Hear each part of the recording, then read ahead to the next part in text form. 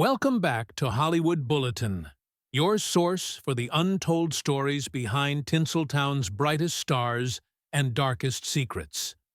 Today, we're diving deep into a Hollywood tragedy that has haunted fans and baffled insiders for over 6 decades. Jeff Chandler was a rising force in post-war Hollywood, a man whose voice, charisma, and screen presence made him a household name. But in 1961, that rising star was suddenly extinguished.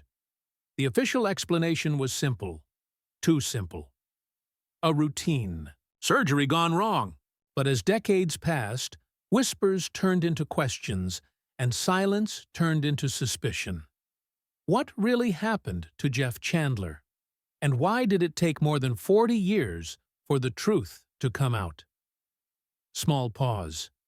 If you're enjoying these deep Hollywood investigations, don't forget to hit that subscribe button, click the bell icon, and stay tuned for more stories that Hollywood hoped you'd forget. Born Ira Grossel in Brooklyn, New York in 1918, Jeff Chandler's early life was shaped by the grit and grind of the Great Depression. Raised in a working-class Jewish household, Chandler was drawn to storytelling and performance from a young age. He would go on to study acting formally after high school. But when World War II erupted, he put his dreams on hold and joined the U.S. Army, serving in the remote and unforgiving Aleutian Islands. That experience forged a sense of discipline and focus that would later define his professional life. After the war, Chandler's distinctive baritone voice made him a favorite in radio dramas, a platform that served as his launching pad into Hollywood. His big break came in the 1950 film Broken Arrow, where he played the Apache leader Cochise. It was a groundbreaking role, one that portrayed Native Americans with dignity and humanity, and it earned him an Oscar nomination. Suddenly, Chandler was one of Universal Pictures' most bankable stars. But that fame came at a price.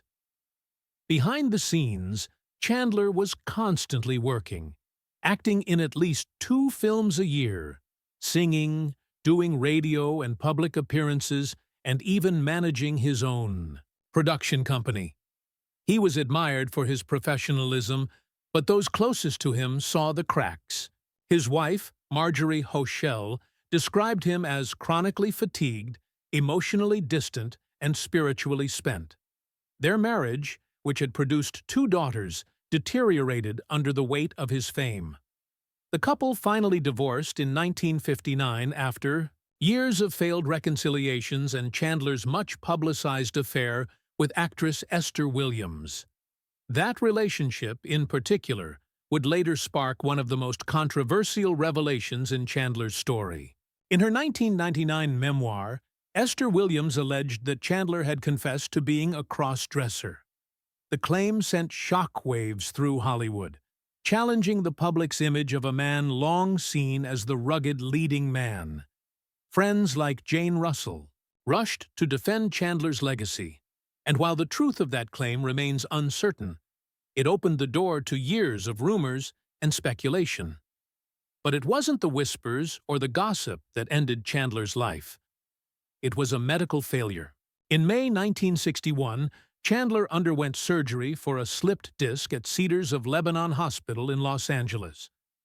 The operation was considered routine, but just days later, he was dead.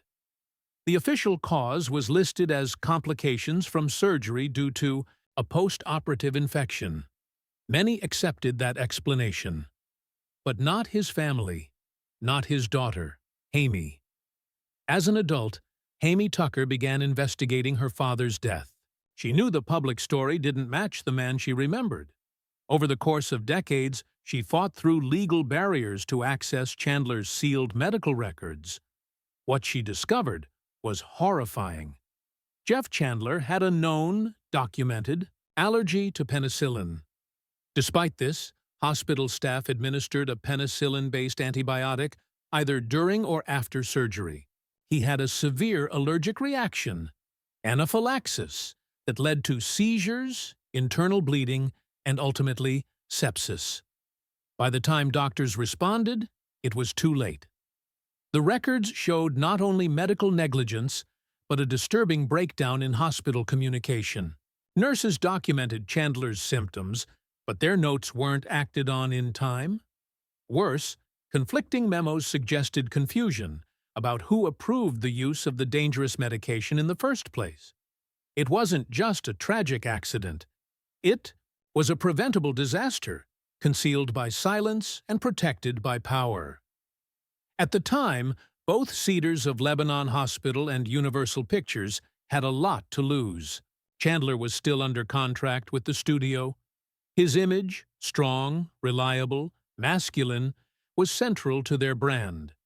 A scandal involving medical malpractice or even whispers about his private life would have been devastating. So the hospital kept records sealed.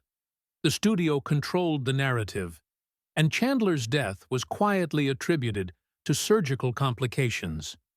No investigation, no lawsuits, no accountability. Even Hollywood insiders stayed quiet. In the early 1960s, loyalty ran deep and reputations were everything. Journalists didn't press too hard, afraid to jeopardize relationships with studios. Private investigators and publicists worked in the shadows to maintain control. Some, like Sammy Davis Jr., quietly shared what they knew, but few dared to speak publicly. It took more than 40 years for the truth to finally surface. Thanks to Amy Tucker's relentless pursuit of justice, the mystery surrounding her father's death was finally solved. Jeff Chandler didn't die because of a rare medical complication. He died because people ignored clear warnings, broke medical protocol, and then chose to stay silent. His legacy was almost buried with him, but not anymore. Chandler's story is more than a Hollywood tragedy. It's a sobering reminder of how powerful systems protect their own at the expense of truth, and how personal courage, like that of his daughter, can finally bring justice into the light. Thank you for watching Hollywood Bulletin. If you were moved by this story, please like, subscribe, and tap the bell icon so you never miss another untold tale from behind the silver screen.